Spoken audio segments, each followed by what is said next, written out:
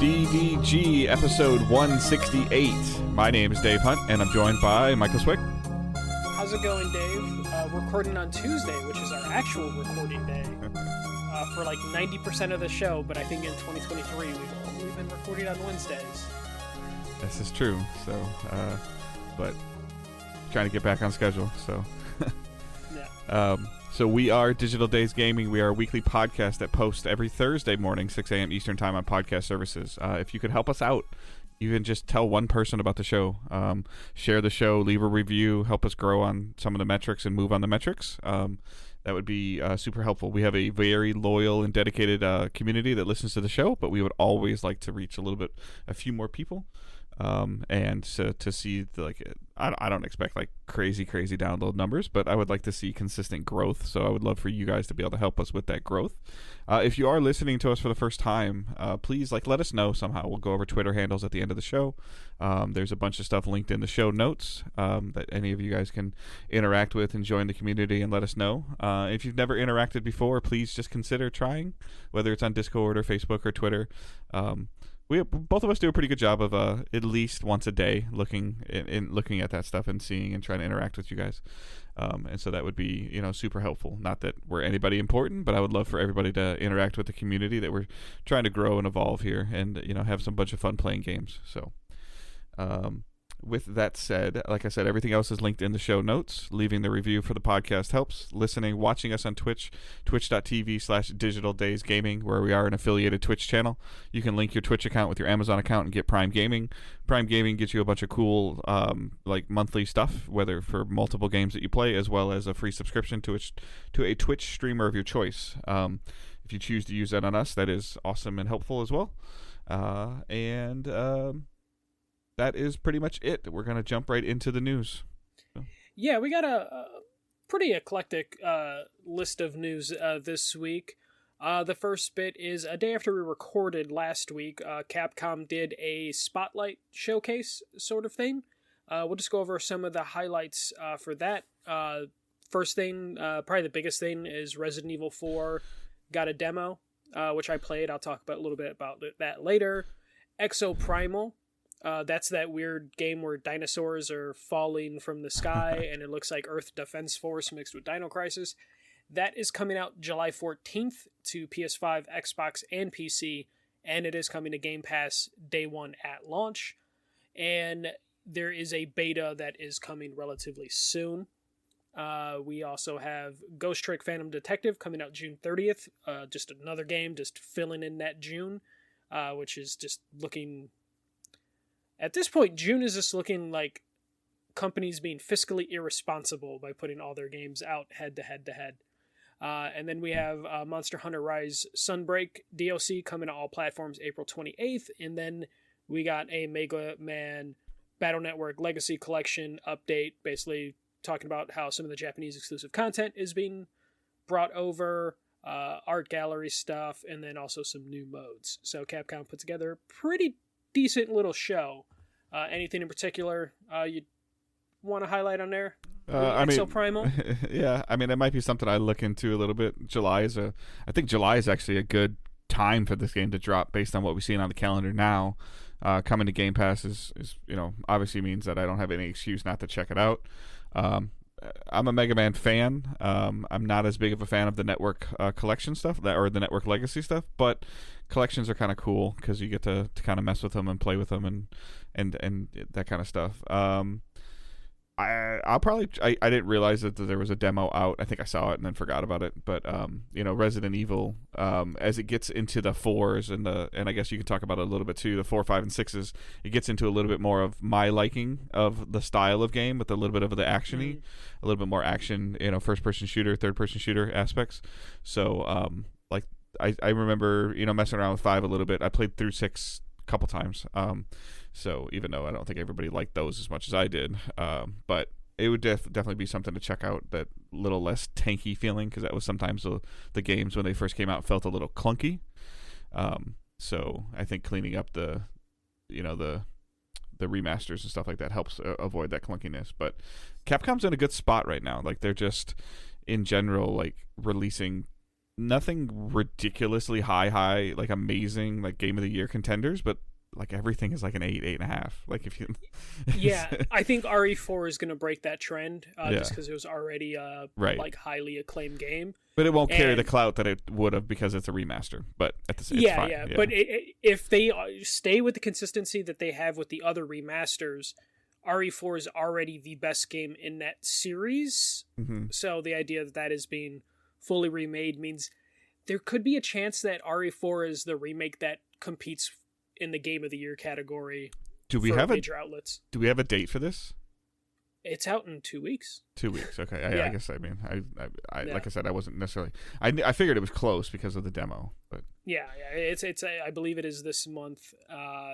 Did either of us take it on the draft? I don't think so. I did. Oh, you did. Okay. Yeah. It was one of those. It's funny. I think I took like two. We both took remasters, but I was able to get the layup remasters of like, haha, these are already critically acclaimed. So I think Capcom is in a really good spot right now in terms of everything that they're releasing. And they're also doing the thing that we want publishers to do. Like, they're going with safe bets, but they're also like going into their archive and pulling stuff that might not have had a chance to be on a big platform or had time to shine. You know, like Ghost Trick Phantom Detective, that is a cult hit. And now it's going to get the opportunity to potentially reach a wider audience. So they're not just playing it fully safe, right? Even though it's just another like remaster. Yeah, definitely. So it's kind of one of those things where they're whatever they reorganized like a couple years ago, they just went with the slow, steady, consistent model, and it's working, and it's working phenomenally for them. Yeah, and they're not frustrating. You know, like, just because we're getting all these Resident Evil remakes doesn't mean we're not getting new Resident Evils, because we've gotten 7 and 8 in between all of the remasters. So whatever Capcom's doing, we'll talk about Square Enix a little later, like, it's something that like Square Enix should probably look at of Capcom as like a model of like, hey, this is how you can be successful without fucking it up. And that's something that Square Enix definitely needs right now, is like some sort of, well, they're going to get their leadership change, but like, will it actually matter is hard to tell. But Capcom, outside of constantly getting investments from like countries that people have issues with, Capcom's doing all right. The next bit, The Last of Us finale has broken new ratings records, or its own rating record. So The Last of Us finale happened this past Sunday. It hit 8.2 million viewers, despite competition from the Oscars and the NFL. I think there was an NFL game that was on like the first half of the episode, so not like fully.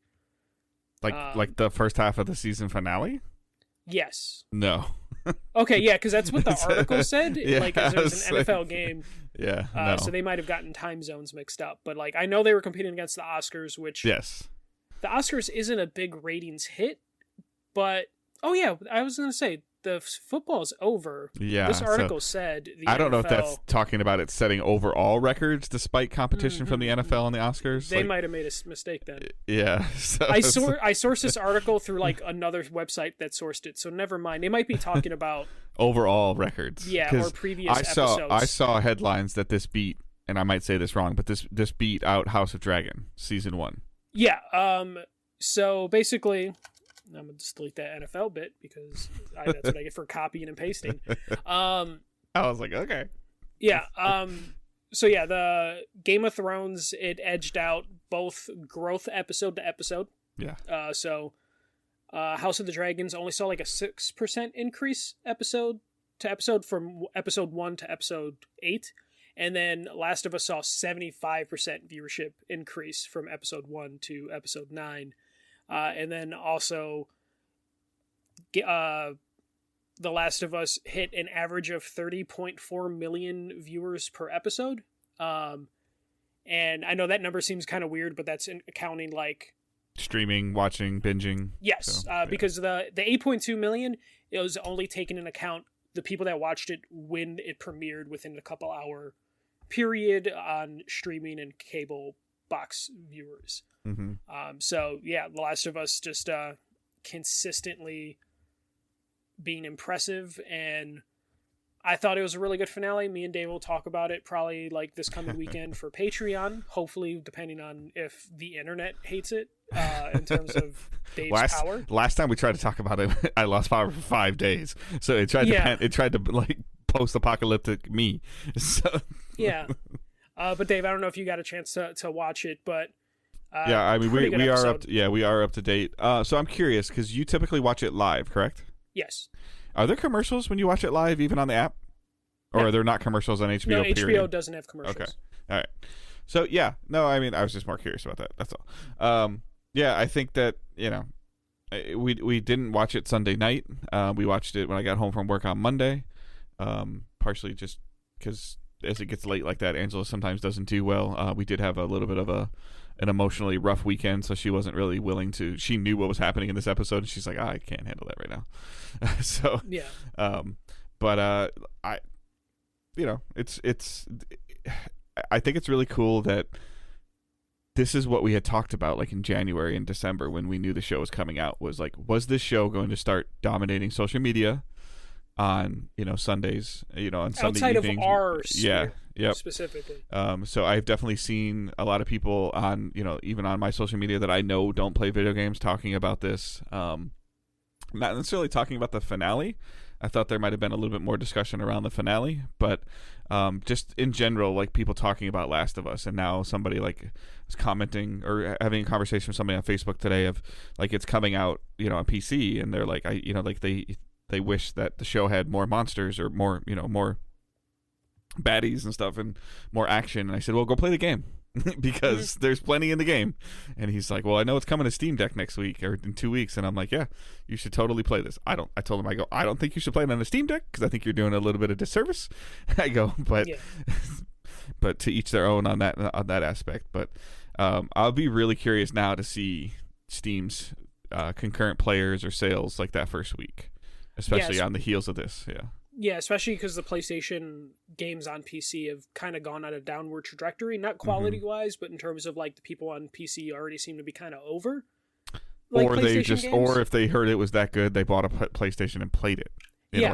And now we're here with this, and this will like part 1 is coming to PC, so I'm expecting the numbers to be crazy with it, especially based on how well the show did. It's gotten me to want to replay the first one again. Yeah, and I'm probably going to be loading that up soon. And I don't own it on PS5. I didn't buy the remake, and I'm kind of like, well, might as well just buy it on PC because it's just easier to stream. Unless Angela wants to watch it with you, and she can watch the stream. Make her do that. But yeah, no. I was really happy with like how we won't spoil anything, but it was like a very short episode, but I felt it was perfect length for what they needed to accomplish in that episode. Just hearing about like all the stuff for season 2, the thing that you mentioned about like people were like there weren't enough monsters. Like Neil Druckmann was already out there being like, "Oh, don't worry, season 2 is going to have monsters and clickers," and it just makes sense for where the story will go. Like there's going to be a lot of instances for that. Druckmann and Sony or whoever was behind this was able to prove to HBO like, hey, we can put up some numbers. Like there was a concern, and now he saw the numbers. HBO saw the numbers, and so there might be like a different conversation about. And I'm not saying this is a good thing or a bad thing. I don't think the production value of the show was bad, but I expect the production value of the show to increase going into season 2. Yeah, because I also don't imagine that the show was that expensive. Yeah. Because they got to, like I'm sure when they built the town, because they did build like a physical Boston in like Toronto, I believe, and it was a couple blocks long. I'm sure that was expensive, but overall, like what you got from the characters, there's a lot of tunnels and you know, a lot of close camera work. Yeah, So I can't imagine the show is super expensive. It will need to get expensive as they, go into the second game. And I'm just so curious to see like what they did in the second game was impressive story-wise in terms of how they like flip perspectives and everything like that.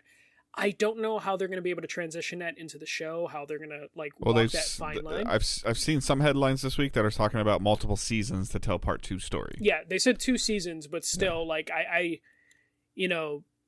spoilers for The Last of Us Part 2, they pull you to completely different characters for like half the game. And I don't know if you could get away with that in the show if you're like, hey, here's our like main actor and actress. We're not going to see them for 4 or 5 episodes. So, or do you do like the every other thing where you you have episode 2 is I'm just going to use broad examples, but episode 2 is day 2, and then episode 3 is day 2 other perspective. Episode 3 is day 3 one perspective. Episode 4, you know what I'm saying? Or do they do 2 separate seasons where you see one entire storyline where they set something up, and then the season ends, and then they go okay, and then it goes back, and then you go back over again. Yeah, I think that could work. You would have to do like the Netflix model where like their last show, the first 6 episodes came out in February or January, and then the last 6 episodes just came out this week.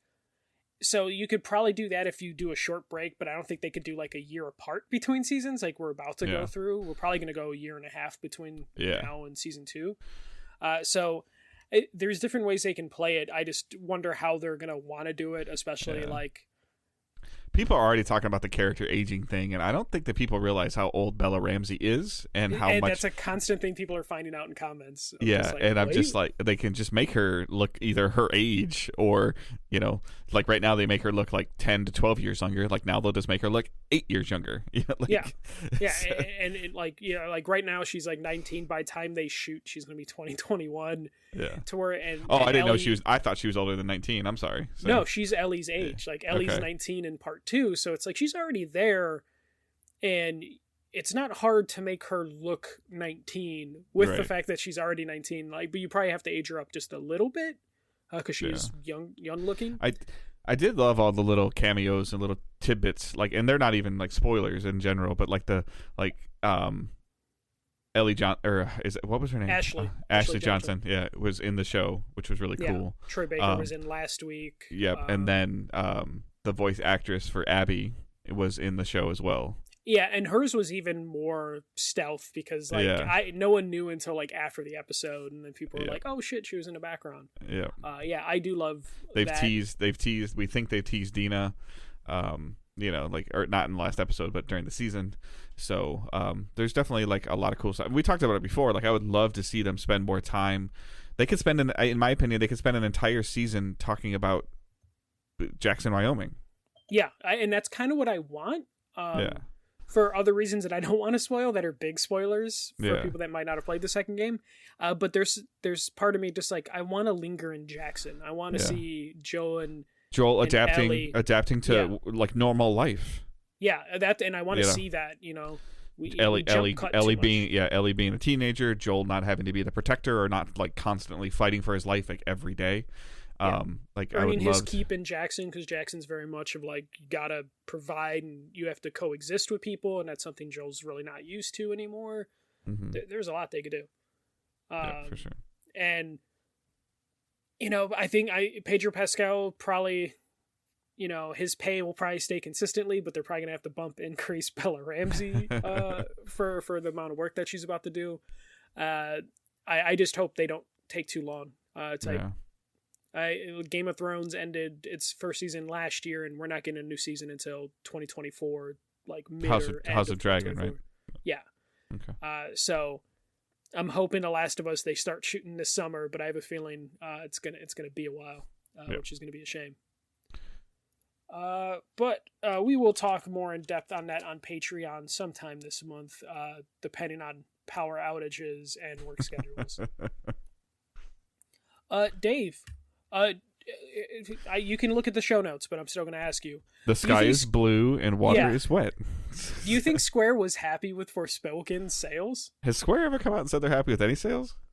No, like even Final Fantasy Remake, they didn't really talk about it. And that, ideally sold well.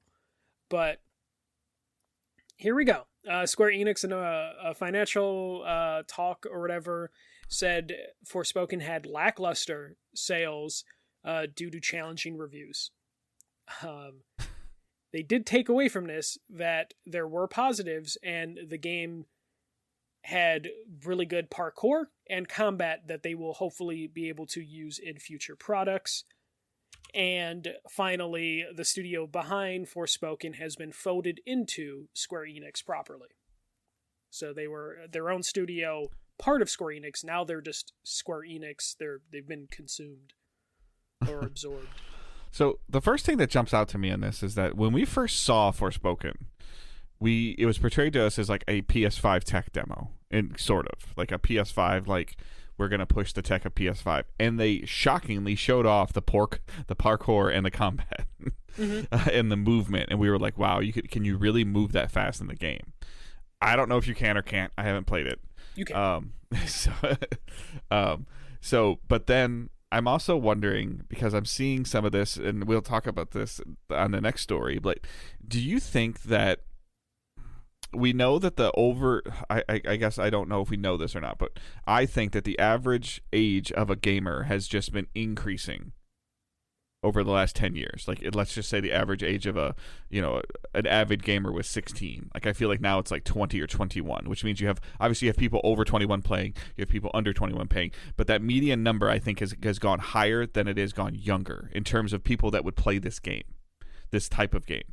So do you think that some of the banter and stuff that's in it was turned off by the people that are like similar to age to you and I?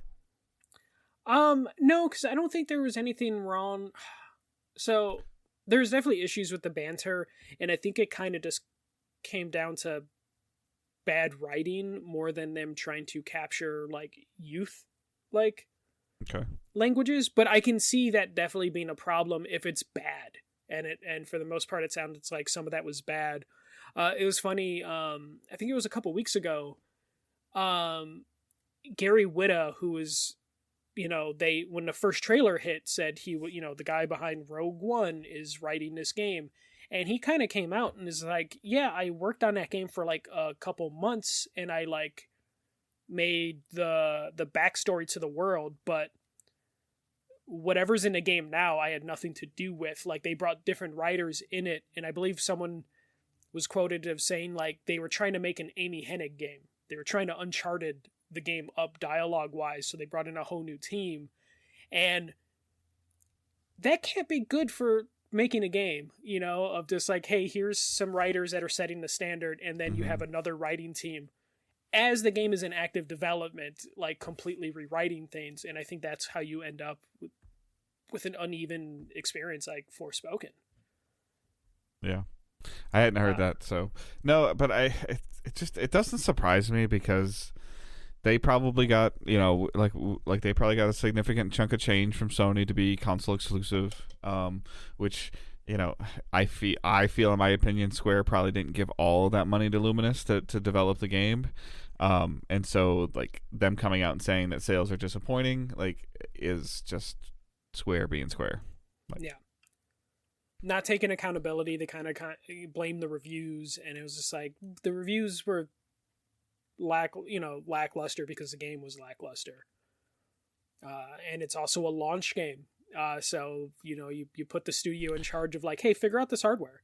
And it got delayed. And I think that hurt it as well, because anytime a game gets delayed, fair or unfair, I feel like it's more criticism, more critiques, more lights on it. Especially a new IP. Like, we'll give a pass to like major games, but when it's a new IP, it's even more challenging. Because that puts in doubt, especially it was delayed like 3 times, right? At least 2, yeah. Yeah. It was supposed to be, like, to your point, it was supposed to be a console launch. And then it just kept getting pushed back. Yeah. And now it's lackluster. I still want to pick it up because there's enough stuff that's interesting to me, but I just didn't want to spend $70. Square needs to stop signing these exclusivity deals if they're worried about sales. Like, if they're truly worried about sales, they need to stop signing these exclusivity deals. Or if it's not hitting the right numbers, because they came out with the Tomb Raider, talking about the Tomb Raider numbers weren't great, but you went on to the smaller install-based platform with Xbox back then, and then it sold, I don't quote me on this one, but I think in the first month when the definitive edition came out on PlayStation, it automatically beat the Xbox sales numbers, just because there was more platform on there, and that was where more of that player base was. And it just proved that the player base was willing to wait. So. But then they were sad those numbers weren't high enough, because they're like, well, the PlayStation player base is now bigger, and then it was just like, okay, cool, Square, like, you can't win with them. But so, like, third-party exclusives are, when you segment, if you just want to talk about like into thirds, PC, Xbox, and PlayStation, if you want to put that into thirds, like there's only so much you can get from 1/3. There's only so many consoles available. There's only so many people that know what Forspoken is. There's only so many people that will buy it, and then there's only so many people that will buy it after they see reviews trending on their Facebook page or Twitter page, or their friends telling them that it didn't review well. Unfortunately, if somebody was on the fence about this game and they saw it was, I don't know what it had, but they saw it had a 6.5, 7, 7.5. Oh, I'm not getting it. I'll wait for a sale. Yeah, and like honestly, like the reviews did mean like no one's gonna want to pay $70 for it. But like if this game came out when it was originally supposed to come out, I think it might have thrived and had a better chance. Yeah, because there was nothing else to play. Yeah, no, and that's my point. Of like they had their opportunity, they fumbled it. Yeah, I feel like launch, like the first 3 months or 4 months of a launch of a console, is when you take a risk. Yeah, if they would have released it summer 2021 or whatever, it probably would have had a better chance. Not that apparently it was ready, because the game still came out pretty buggy. So this is just like a classic, like, hey, don't announce windows or release dates unless you're 100% confident in it, and we'll get into that in the next story potentially. And if you're a Square Enix company, just get ready for them to blast you on the next financial report, regardless of what the game is. If you're a Western developer potentially, I would have to check Luminous's track record or where they're located, but definitely seems like unless your company is like Square Enix proper, like this studio had an actual studio name, which means they're on Square's shit list when it comes to financial reports. Mm-hmm. There was also another report that they said a lot of their other games sales were lackluster as well, but I think that just comes down to you didn't promote those other games, so like can't really fault those games for being lackluster. And what does that even mean to Square Enix? Because it seems like Square Enix expects everything to be like a home run, and that's just not possible with what they put out. Agreed. All right, Dave. I gave you a little bit of homework assignment before for the show, just to catch you up. But Suicide Squad's been delayed? Question mark? Because last week, Bloomberg came out. Jason Schreier reported that Warner Brothers is delaying Suicide Squad to the end of the year. This report was followed up by Jeff Grubb from Giant Bomb and Game Decides, and he heard the game has been delayed into 2024 or beyond, which is super scary. Official word has not come from Rocksteady or Warner Brothers, but they haven't denied it either way. And of course, Suicide Squad is slated for May 26. Schreier and Grubb basically said that the game is being delayed due to the response from the state of play. And while they can't fix anything fundamental, they're hoping if they get any bugs out of the way, it'll help with that, like, bad response. So basically they were probably fine with the game being a little buggy and lacking polish, but now that no one really likes the fundamentals of the game, they're like, shit, we can't have bugs and lack of polish. But Dave, you've watched the state of play for the Suicide Squad stuff. What are your thoughts on Suicide Squad, and do you think a delay can potentially fix things? First of all, if they're going to delay it, they're already inside my 90-day window, so I'm already irritated. And they're getting dangerously close to the 60-day window, which will even make me even more irritated. But I did watch. I had not watched it until you asked me to watch it. I did watch it. I didn't hate it. I thought it looked okay. Like I thought it looked pretty good. The thing that stuck out to me the most, the number one thing that stuck out or the number two thing that stuck out to me the most was the banter and the chatter. I wasn't a fan of that a little bit, just similar to what we just talked about with Forspoken. And then the number one thing that stuck out to me the most that I saw, probably the most problematic and most irritating thing to me, and I don't know what this term is, but the third person view that they're doing of like on top of the shoulder or like the camera sticking out of the middle of the back. I am not a fan of that. Either go full third person about that during RE4 then. Or full first person. Yeah, but I think we know what RE's doing. Like and it's also a different experience. It's a horror. Correct. Like, it's not a quick movement thing like that where I feel like what I saw and the amount of time that I saw a game go into full third person in Suicide Squad, and then back to the waist up. I don't even know what to call it. The upper right of the body. So, yeah, it's like literally over the shoulder. Yeah, it's like you can see their middle of their back, you can see their shoulder and their face, and the profile of their face, and one whole arm. And it takes up 75% of the left side of your screen. That part I didn't like, and then anytime they did some type of ability thing, they went full third person and snapped back to this other view again. So either go full third person, or don't do that snapping back and forth thing. Like, yeah. Other than that, like, I thought that the HUD looked very clean, in my opinion, of what I was seeing and what I was watching. I didn't like all the pink, like, weakness points or focal points. That was like, a main complaint for a lot of people. That didn't look very good, but it wasn't necessarily explained to me very well. And I don't know if either I've forgotten or I don't know enough about the superhero, like, comic book lore stuff. Is like, even because Angela was watching it with me, and she's like, "Why is Flash bad?" Like, she was asking, and I was like, well, he's got the red eyes. And then they showed the Wonder Woman stuff and her with the truth lasso and saw all this other stuff, and she's like, okay, she said, like, that looks interesting, like, of whatever's going on, that part looks interesting. So, but if it's a games as a service, it's probably gonna take a long time for them to truly flesh out this story of what is going on with the Justice League. Yeah, and it sounds like they're kind of doing a mission-based storytelling that I think would probably be better in a linear story, similar to how we felt about Avengers. So I think they're falling into that trap. Especially if they're going to try the drip-fed story stuff, or where they're going to tease something and you're not going to hear anything until they bring another character in, or another baddie in, and then or another superhero that's bad. And it's just it's super risky. Like, nobody, like, I don't think anybody wants to see Superman do something evil. I don't think anybody wants to see Batman do something evil. I don't think people want to see bad Flash. Like, maybe they do. But it's really cool when it does happen in the comics, but the thing is, usually when it happens in a comics, they're already invested in the comic. No. They're already invested in the comics, but specifically story-wise, it's usually a superhero going against everybody.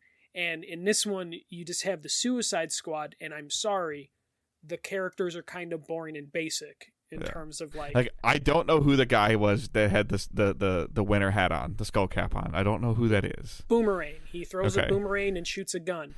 And Harley Quinn has a big hammer. She's and shoots like the a gun. only one that I really know. Yeah. Like, like the shark guy I've seen before, and Deathstroke I've seen from Arrow. And he's a dude that shoots a gun. Yeah. And King Shark is a big dude who shoots a Gatling gun. And I think that's a flaw with the game. Yeah. Of, like, you want to play superhero and play superheroes with cool powers. And you're not really getting that with this. I think that's an issue. Mm-hmm. But what do you think about, like, the loot that they showed? Because you're Mr. Looter Shooter, so... I must have missed where they showed the loot. Like... They talk about it briefly. Yeah, I watched like the 6-minute cinematic. Was there other stuff I was supposed to watch? Like, was there somebody talking about it? In this state of play, there are people talking. Okay, about I did not watch that. I just watched the 6.5-minute gameplay clip.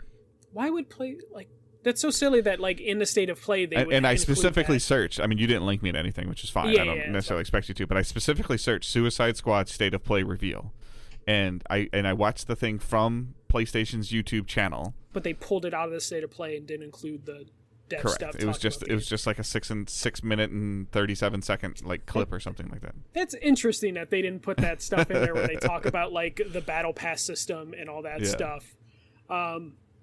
Almost like they knew that, like, people weren't happy with that stuff. So I guess I didn't realize. Yeah, I mean, Angela thought it looked too chaotic, but I didn't think it looked too chaotic.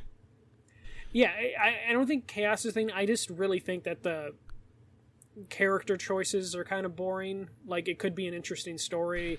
I just don't know if it's the right thing. I don't want to play a game that is more... The only game that I feel like has ever been able to pull off the story being more about the villain than about the heroine, has been the Far Cry franchise. That's the only franchise I can think that has been, like, really successful of, it's more about the intrigue of the villain. Like, people were shocked when Far Cry you were able to name your character, or you were able to pick, male or female for Far Cry 6. And for the most part you were always mute, and then as the series evolved you weren't mute anymore, but it was more about the story of the villain and you figuring out the story of the villain and the boss. And I think that people care more about, similar to me, of like, why are they doing bad things, is the Justice League doing bad things, versus why am I playing as the Suicide Squad. And I wonder if the game would have been better served building up to killing the Justice League as opposed to starting at Kill the Justice League. But would they have been able to build an audience off like a regular Suicide Squad game? Probably not. I think they would have been able to build the audience off of a Justice League game where you do something and you're faced with the decision, and then Suicide Squad is the sequel to it, or an expansion. That would have been fucking fantastic. Of just like, hey, here's a cool Justice League game, and then at the end of it, it's just like, oh shit, Red Kryptonite. Everyone's evil, and then you have to play as the Suicide Squad. That probably would have been a better way, more interesting way to do it than what we ended up getting. I think that would have been a better way to hook the games as a service thing. I got a question. This is, full, like, armchair game dev. Do you think this was a Warner Brothers decision, or, like, a Rocksteady, like, begging Warner Brothers of, like, hey, can we get more time based on the reaction? I don't think it's delayed.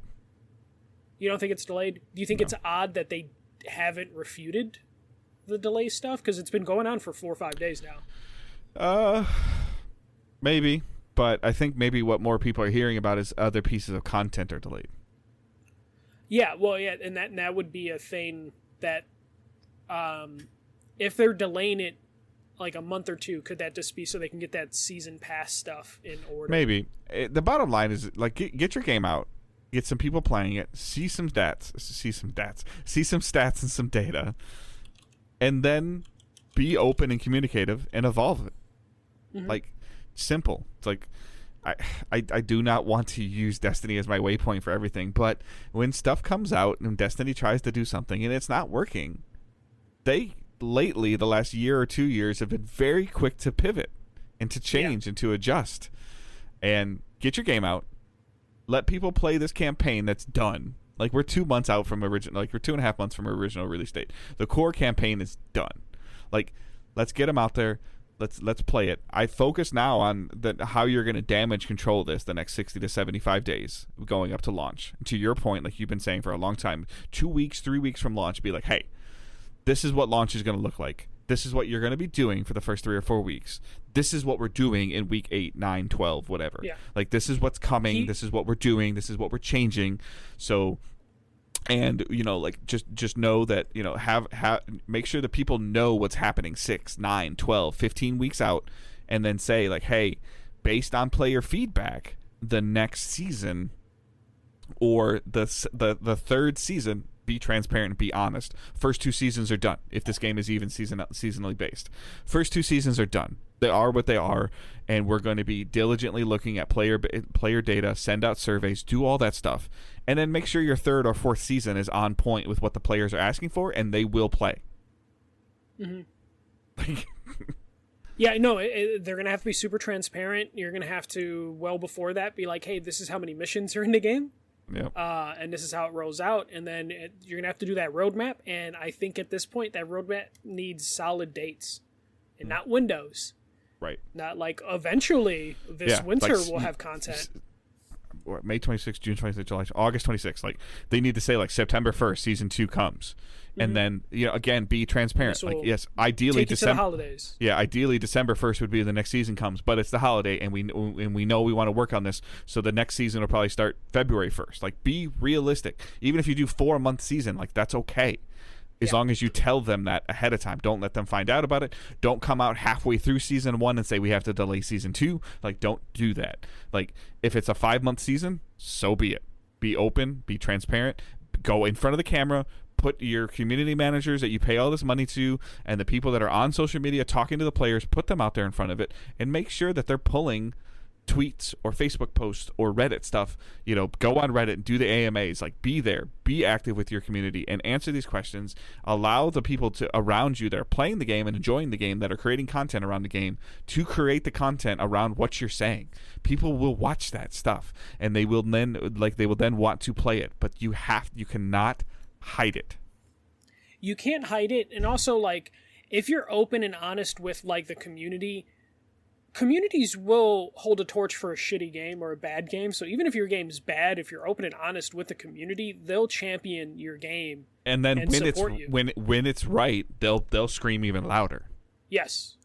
So but when it's wrong, they're even louder than when it's right.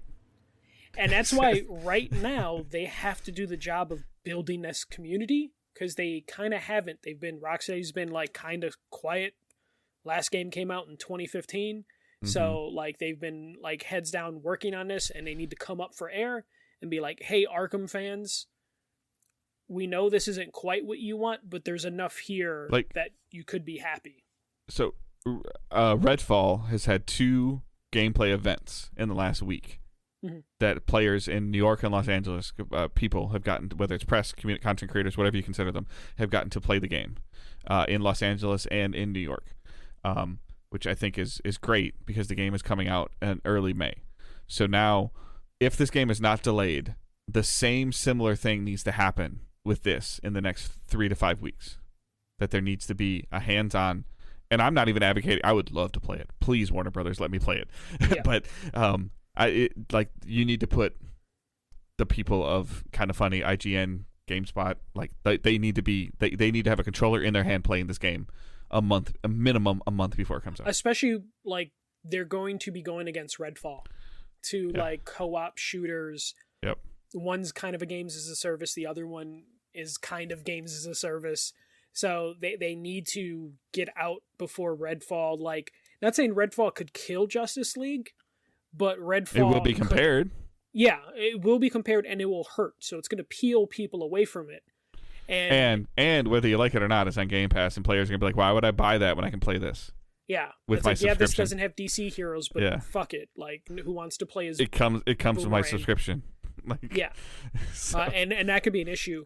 One thing I do want to know or theorize right now is, what are the odds? Like, right now, DC proper has new leadership, James Gunn, and I'm forgetting the other person's name, and they talked a big game about, like, hey, we're gonna streamline the movies, the TV universe, and also the video game universe, and we're gonna try and make sure that we're, like, a little bit more controlled and precise.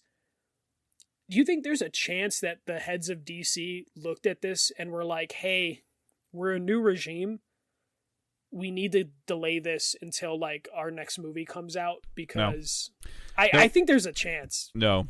Like, I mean, unless they have some huge creative freedom, because they write the checks, so if they wanted to get it out of the way, it's too late. Like, unless they're going to write them a bigger check to reboot or revamp or rebuild. No, so not reboot. Just kind of. I think they can have their fingerprints on the story stuff that we were talking about, season 4, season 5, a named expansion. So. I'm not saying they're going to come in and, like, alter the story. I'm saying they're like, hey, Shazam's coming out and Flash is coming out, and those are already going to be uphill battles. We can't take a third hit if this game doesn't hit. Can you delay it until the holidays? And also, Hogwarts is doing really fucking well, so we can hold out on releasing your game too early. I think, okay, to your point, though, I think if they were going to do that, then they would have just said, hey, like, they would have came out and said it now on top of the report. And that's what's confusing. Just, like, they either need to figure it out at the end of the week, whether it's delayed or not. And if it's not delayed, they need to announce their next event. Yeah. Like, it needs to be like, hey, we didn't refute anything last week because we're working on this new gameplay event that these influencers are at, and it's, look at the cool costumes and shit. Like, they need to have an announcement soon. If not, they need to confirm that the game is delayed. And if it gets delayed to 2024, I'm going to be more concerned about what this game's going to look like. Like, if it gets delayed to September, October, that's fine. Whatever. It'll be a more polished game. But if it does get moved into next year, I would almost say it's DOA at that point, in terms of like that there's no hope for it, because you can't change anything fundamental with this game. The longer the longer it gets delayed, the worse my prediction of it being dead in 24 months looks like. Yeah, it just there's pushes less time that for over. it to die. Yeah, and it's one of those things where like DC, Warner Brothers, Discovery have no problem eating a loss. They actually really love to eat losses because they could just do a tax write-off. So if this game gets delayed, Warner Brothers Discovery are very happy to be like, okay, tax loss, tax write-off, cool, let's move on. Yeah, I agree. Overall, I loved how bright it looked compared to the Arkham games. I mean, obviously, like that was a different model that they were going with the Arkham stuff, and I'm super interested in it in terms of like playing with other. It looked fun. Like it did look fun to play. Now, does that mean Avengers was fun to play too, but yeah, structure wise, right? So, but yeah, I like to your point. Like they need to, similar to what Avengers didn't do, is they need to kind of explain how this loot works. Is it RNG based? Is it quest based? Is it loot based? Is it is it stat based? Is it gun based? Like whatever it is, like whatever kind of loot that you're going after or cosmetics doing. and weapons is all they've said so far. Yeah, so like I don't know, if your abilities don't change too much, like it kind of feels like it's kind of got Anthem written on it. Like, why? What am I doing? Why am I doing it? And that's my problem with it. Of just like, if it's weapon based, it's a superhero game, so it's just like I don't want like a cool new gun for some of these superpowered. How the hell are you gonna write something in the story that can damage Superman? Or how are you going to write something in the story that Batman doesn't figure out how to like turn them all off? Well, but that's the silly world of comics. There's always a way, and it's always dumb, but it's fine because it's comics. Yeah, I agree. But like the canon that they've set up in the comic world is that Batman figures it out, Superman muscles through it, Flash runs it out. Like all these things happen, and like how am I gonna fight the Flash if I have somebody that's a tenth of the speed of him? And that's the thing that makes it frustrating, because like on paper, the Suicide Squad doesn't work as an idea. Yeah. And throughout the comics, it's been a very uneven series because of the questions you had of just like, why would I forget the leader's name, but why Boomerang. would she? Oh, Wallace. I forget the Waller, name. Agent Waller. Waller. Yeah. Why would Waller, if she has Superman's number, call up Harley Quinn to solve an issue? And I understand it's like, oh, well, she needs Harley Quinn to do the dirty work. Superman won't do it. But they still give them important, like, world-ending, apocalyptic things to stop. And it's just like, why would you do this? And that's a thing that the game's going to have to figure out, of just like, all right, how do we write around the logic holes that is the Suicide Squad? Mm-hmm. And I don't think you can do like, haha, funny irony, the game of like, it can't be too self-aware of like, oh, this shouldn't work type of bullshit, because that's just going to undercut so many people from wanting to enjoy it if it's like, oh, everything's just a joke. Right. So uphill battle. I'm leaning towards Avengers 2. I hope I'm wrong, because I love Rocksteady and I want Rocksteady to succeed. But agreed. Yeah, like this is something that could damage a studio like severely. I think Rocksteady has enough pedigree to survive it, but it's been 7 years since the last game they released. I know. So they just need to go do my Ninja Turtle game, and we'll be good. Yeah. Just or maybe this is when Warner Brothers is like, anyone want to buy Rocksteady, and then we can hopefully get them somewhere nice and safe. Yeah. All right. So on the heels of that conversation, leading into what's delayed, maybe Suicide Squad. I didn't know where to put it on our agenda. So, and I guess what we're playing and watching, I think this will be a little shorter for both of us. So, if you want to go ahead and go first. Yeah. For the most part, I played the RE4 demo a couple times. It's about a 20-minute demo, so it's not crazy long. But it's exactly what you would want in terms of like, hey, this is beautiful looking Resident Evil with everything updated. It feels slightly more modern, like they kind of ease the tank controls a little bit, and that's something they've been doing in, you know, all of these remakes. But the king of tank controls is RE4, and I think they struck a good balance. But same issues you had talking about Suicide Squad. I'm still not into that camera angle of it just being so tight to the like top of the shoulder.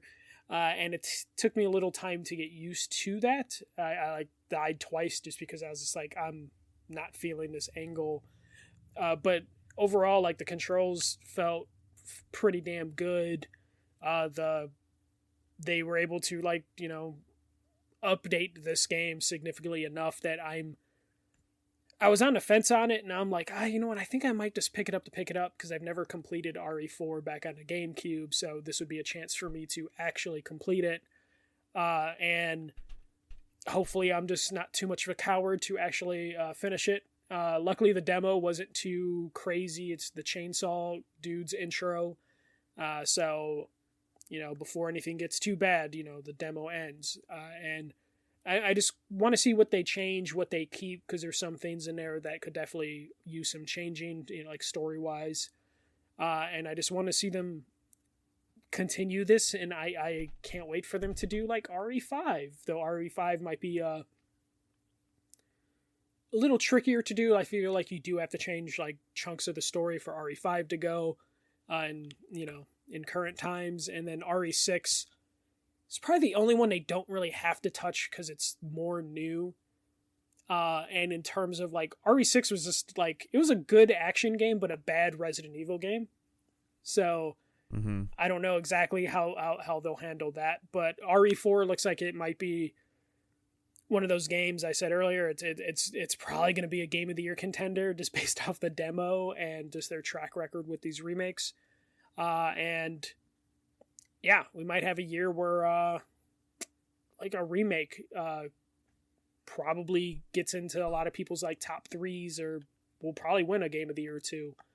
Though as I say that, Zelda's coming out this year, so that probably Zelda, Starfield, whether you think Starfield's going to be good or not, Hogwarts is going to be in that conversation. I don't think it'll linger, but it will be in the conversation. So yeah, I think Hogwarts will be one of those things people will mention, but immediately be like, this is not on my list, because they don't want to deal with like the blowback from that. But yeah, no. Yeah, RE4 remake, really good. I wish the demo was just a little bit longer, but the section that they used was a good introduction to the game. It actually got me and Sarah to be like, okay, let's find a Resident Evil timeline YouTube video. And then we ended up finding like a 2-hour video breaking down all the games in chronological order. And we walked out of that not knowing any more than we already knew, in terms of like confusion that we already had was still there. Maybe even worse. It's like trying to watch a Zelda timeline. Way worse, because at least Zelda's pretty straightforward. Zelda, it has a game over timeline. It has a timeline where Link dies and it happens again, like where it splits into 6 waves.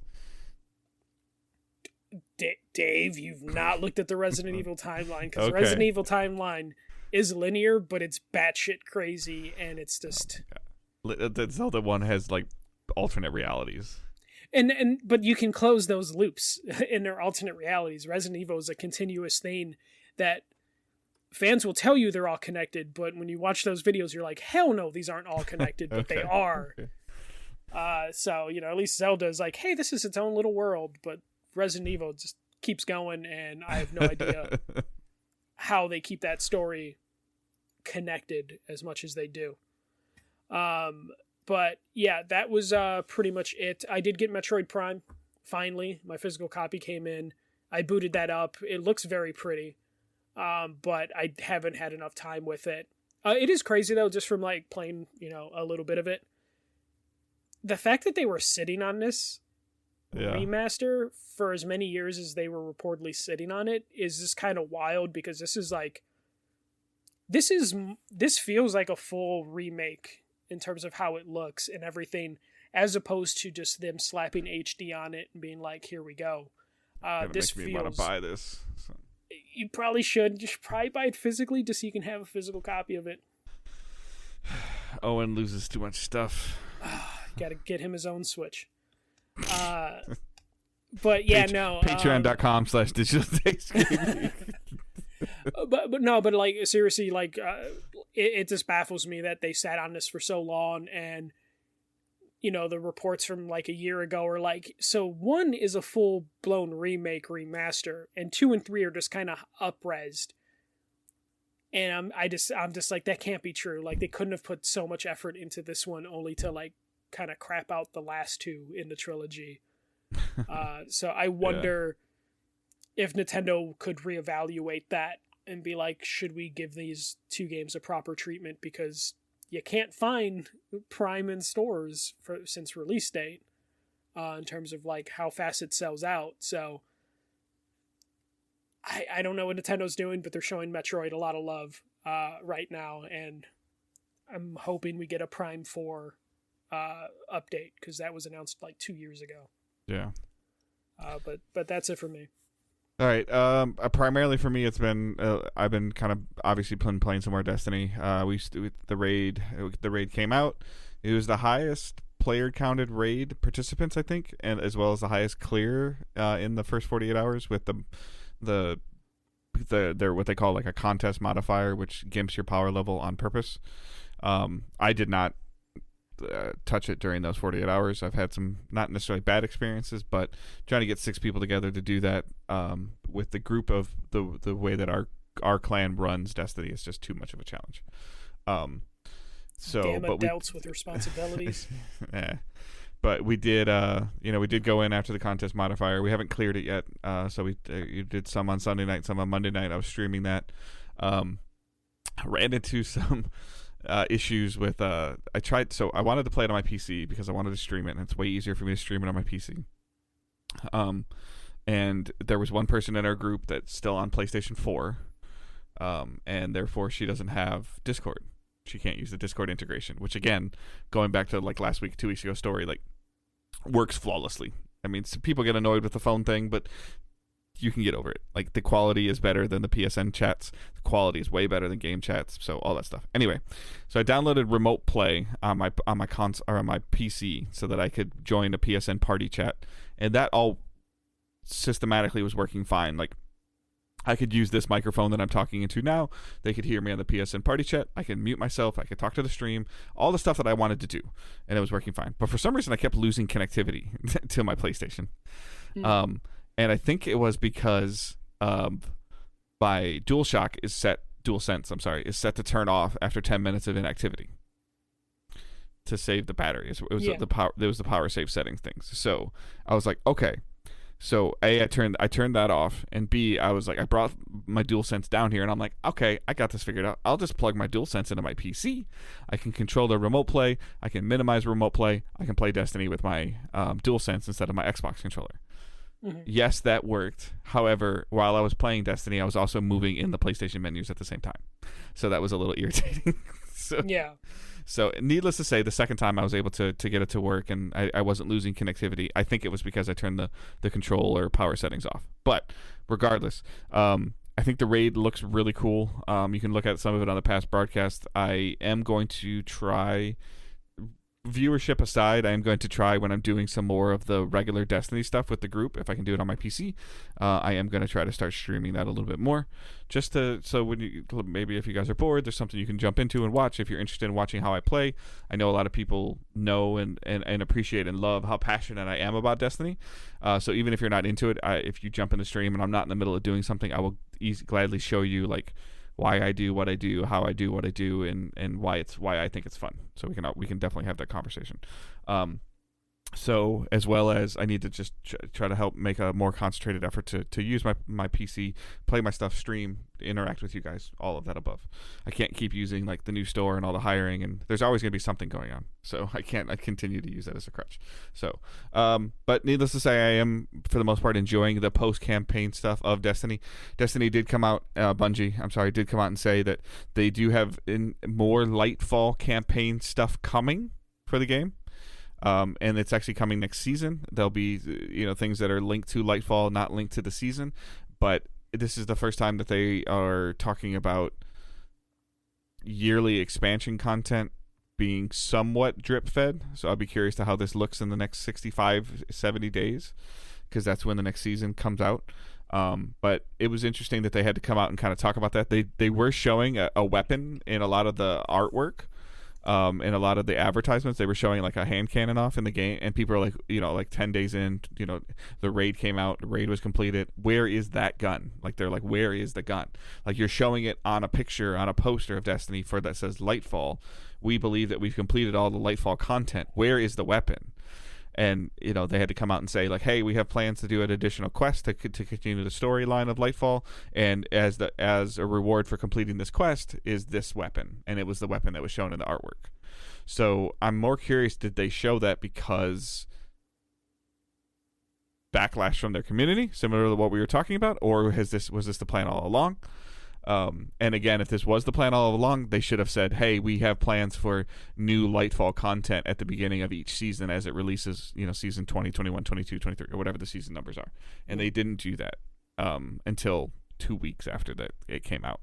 And I think it was more or less people were pointing at something going, you advertised A is out, where is the rest of A? Yeah.